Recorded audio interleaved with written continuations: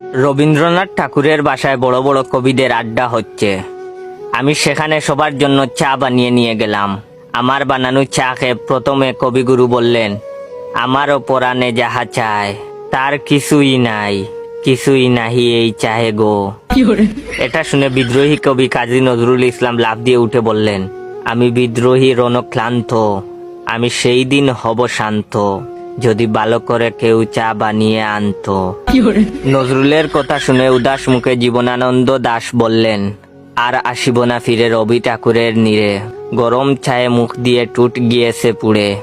খানিক পরেই কবি সুকান্ত বলেছেন, কবিতা তোমাকে দিলাম বিদায়, এটা চা না যেন জলসানু চাই। হেলাল হাফিজ তখন গুমড়ে বললেন, নষ্ট পাতির সস্তা চায়ে মুখ হয়েছে তিতা, কষ্ট চেপে নষ্ট চায়ে মুখ দিয়েছে কিটা।